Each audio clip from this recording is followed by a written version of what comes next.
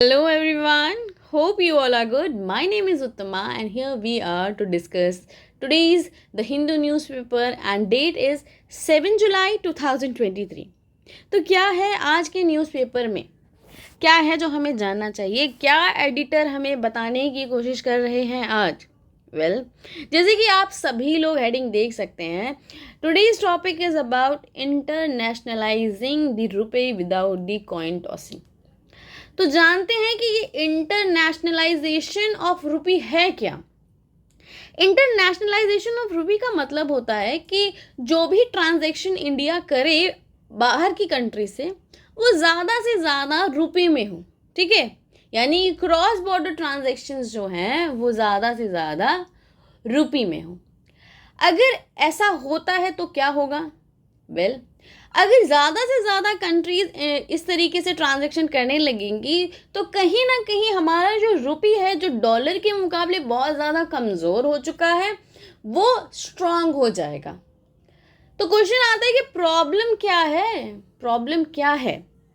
तो उसी प्रॉब्लम के बारे में ये आर्टिकल आज बात कर रहा है कि क्या क्या प्रॉब्लम्स हैं, क्या हमें करना चाहिए, क्या गवर्नमेंट कह रही है, क्या गवर्नमेंट के प्लान्स हैं, ये सारी चीज़ें।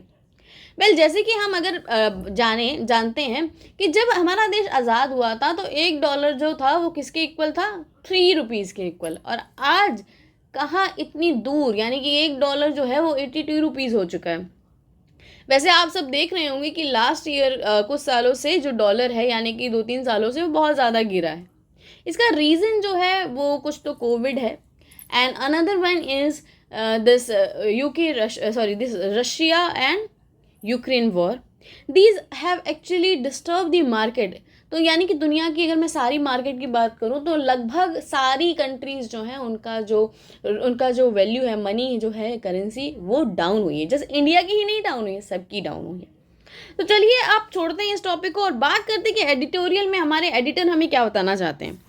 जैसे कि हम यहाँ देख रहे हैं, एडिटर हमें ये बता रहे हैं कि गवर्नमेंट ने इंटरनेशनलाइजेशन ऑफ रुपी के लिए बहुत सारे अभी एक रोड मैप जारी किए हैं, यानी कि कुछ ना कुछ चीज़ें प्लान की हैं। The government announcement of long term road map further internationalisation of rupee can turn to be a positive exercise. ये कह रहे हैं कि अगर ये सारी चीज़ें एप्लीकेबल हो जाती हैं तो ये एक बहुत ही पॉजिटिव एक्सरसाइज है। तो यहाँ पर हमें ये कुछ हिस्ट्री की बातें बताते हैं कि किस तरीके से 90s 50s में इंडिया ने एक तरीका निकाला था जिसमें कि वो ये United Arab Emirates, Kuwait, Bahrain, Oman और कतर, इन सारी कंट्रीज से कह सकते हैं कि रुपी में चीज़ों को परचेज करता था। फिर एक समय आया जब गुल्फ रुपी को यूज़ किया जाने लगा। Over a period of time जब बहुत ज़्यादा ही इंस्टेबिलिटी आ गई, जैसे कि हमारे सराउंडिंग में बहुत जब कह सकते हो वर्ल्ड में काफ़ी सारी इंस्टेबिलिटी आ गई, तो क्या हुआ, ये रुपी को लोगों ने यूज़ करना बंद कर दिया।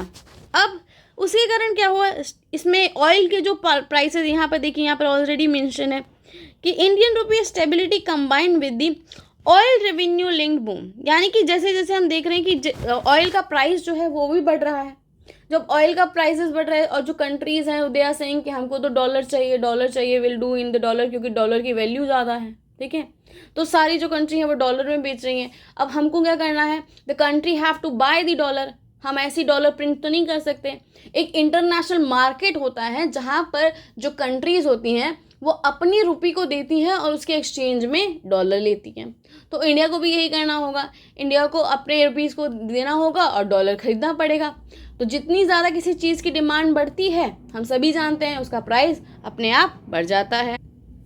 यहाँ पर एडिटर हमें ये भी बताते हैं कि कैसी कुछ कंट्रीज़ जैसे कि नेपाल और भूटान वो इंडियन करेंसी में बिजनेस करती थी, बट क्योंकि ये जो डीमोनेटाइजेशन हुआ, ये 2000 रुपीज़ को बैन किया गया, इन सारी एक्टिविटीज़ के कारण जो कंट्रीज़ है ना उनका थोड़ा ट्रस्ट तो वो थोड़ा डाउन हो गया है। तो उन्होंने देखा कि ये सारी चीज़ों से भी थोड़ा बहुत हमारा ये जो एक्सचेंज है ये डिस्टर्ब हुआ है।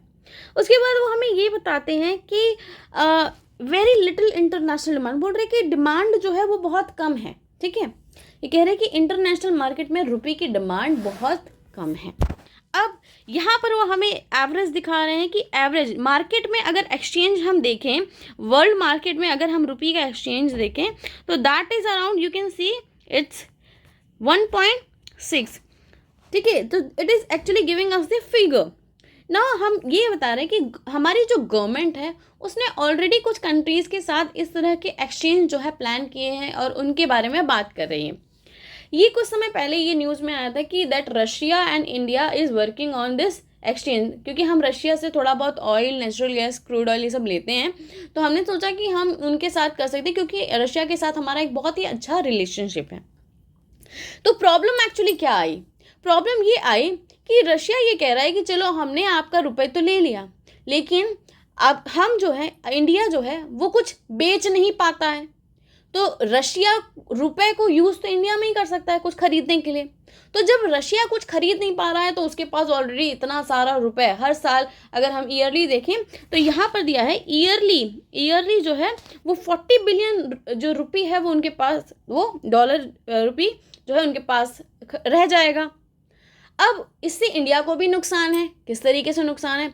अब सपोज कर लो कि इतना सारा रुपया, अगर सपोज कर लो कि 100 मिलियन इकट्ठा हो गया, ठीक है, सपोज कर लो कि रशिया के पास किसी तरीके से 100 मिलियन इकट्ठा हो गया, जो कि बहुत इजी है, 2-3 साल में आराम से हो जाएगा अगर इसी तरीके से चलता रहा। और सडनली रशिया ने सोचा कि चलो अब मैं वर्ल्ड फॉरेन एक्सचेंज में जाकर के काम करता हूँ, रुपये को बेच देता हूँ और वहाँ से डॉलर ले लेता हूँ। फिर क्या होगा? सडनली इतना सारा रुपये जब मार्केट में जाएगा और उसके एक्सचेंज में डॉलर लिया जाएगा, तो इससे रुपये की वैल्यू अचानक से ख़त्म हो जाएगी, देखिए अचानक से डाउन होगी। सो ये भी एक harmful. So we are actually working on, Russia के साथ हमारी कुछ अभी बात चल रही है, लेकिन अभी वो इटसेल्फ अभी पूरी तरीके से कंप्लीट नहीं हुई है। यहाँ पर राइटर जो है, एडिटर जो है, वो हमें चाइना का एक्सपीरियंस बता रहा है, कह रहा है कि किस तरीके से चाइना ने धीरे धीरे अपनी करेंसी को, उसको किस तरीके से यहाँ पर स्ट्रॉन्ग किया है, वो एक एग्जाम्पल है। जैसे कि हम अगर चाइना की बात करें, चाइना बहुत ज़्यादा लोन वगैरह ऑलरेडी देता रहता है, तो जब वो लोन देता है तो अपनी करेंसी में देता है। तो ये सारी चीज़ें हैं, उसने बॉन्ड्स वगैरह मार्केट में लाए, अपने बहुत सारी चीज़ें की, जिसके कारण से उसकी जो करेंसी है लगभग वो 6-7वें नंबर पे है वर्ल्ड पर, ठीक है। तो वही हमें ये बता रहा है किस तरीके से चाइना ने एक अच्छा रोड मैप तैयार किया और अपनी करेंसी को मजबूत करने का सोचा, ठीक है। तो यहीं पर ये सारी चीज़ें एक्सप्लेन करते हुए एडिटर हमें ये बता रहे हैं कि इंडिया को क्या करना चाहिए। इंडिया को अपने रूल्स को थोड़ा डाउन करना, हमें मार्केट को थोड़ा ओपन करना चाहिए, ठीक है। मार्केट में अगर मैं बात करूँ तो करंट मार्केट तो इजी है, करंट मार्केट यानी कि इंपोर्ट एक्सपोर्ट जो ये सारी चीज़ें होती हैं उसमें मार्केट ओपन है।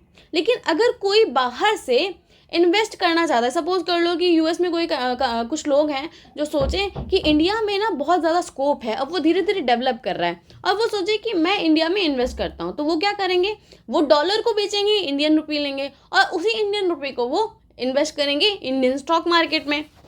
फिर क्या होगा, अब यहाँ पर अगर सपोज कर लीजिए उनको प्रॉफिट होता है या वो कुछ भी डेंजर देखते हैं और वो अपना रुपया निकालना चाहते हैं, तो गवर्नमेंट जो होती है, ये जो ट्रेड है वो उनको लिमिटेड, उन्हें कहती है कि तुम 2 लाख रुपए से ज़्यादा नहीं निकाल पाओगे। तो इसीलिए जो फॉरेन इन्वेस्टर होते हैं ये थोड़ा डिस्टर्ब होते हैं, ये इतना ज़्यादा जो बिजनेस है वो रुपये में नहीं करते हैं। अब आपका क्वेश्चन आएगा कि क्यों भाई गवर्नमेंट क्यों नहीं बोलती है, अरे भाई उन्हीं का पैसा है, आराम से निकाल ले, 2 लाख निकाले, 3 लाख निकाले, जितना निकालना है निकाले।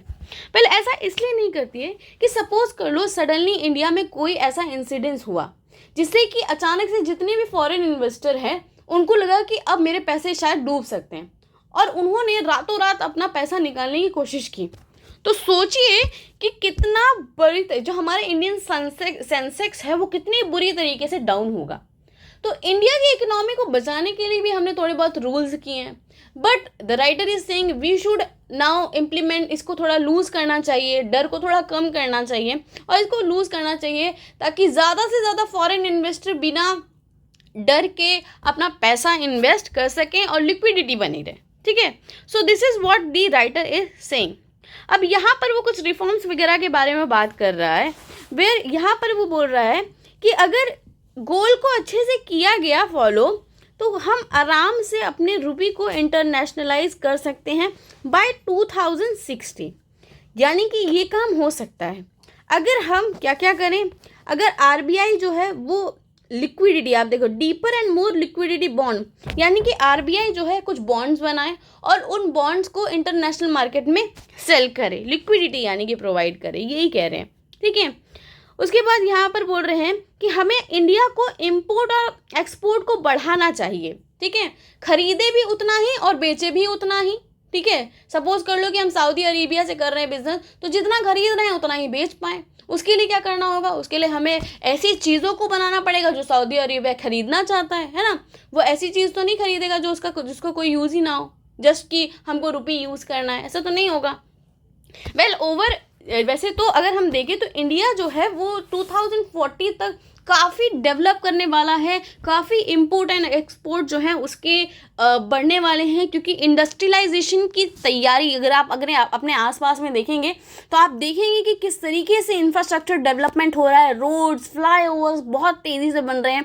ये तैयारी कर रही है गवर्नमेंट कि किस तरीके से अब आने वाले सालों में इंडस्ट्रियलाइजेशन होगा और इंडिया इतनी तेज़ी से डेवलप करेगा और ऐसी इंडस्ट्री तैयार करेगा जिससे कि उसका जो एक्सपोर्ट है, यानी कि इंडिया बेचेगा भी सामान। बस कुछ समय की बात है, बस government is now preparing itself, इतना ज़्यादा इन्वेस्ट कर रही है इंफ्रास्ट्रक्चर में, it just preparing itself. So it is being said, ये सारी चीज़ें हमारे जो एडिटोरियल में एडिटर हैं वो हमें बता रहे हैं। उसके बाद वो बोल रहे हैं कि जैसे कि अभी हम लोग यूपीआई वगैरह का यूज़ करते हैं, तो हाँ यूपीआई का यूज़ अगर हम इंटरनेशनली अच्छे से कर लें, उसमें कुछ इम्प्लीमेंटेशन करके, so that will actually help us to reform to internationalize the rupee, and this will result the rupee will get stronger in comparison to dollar. तो आपका क्या ख्याल है, आपको कैसा लगा ये वीडियो, प्लीज़ बताइए, कमेंट करिए एंड लाइक सब्सक्राइब ज़रूर करिए। Thank you everyone, see you in the next video.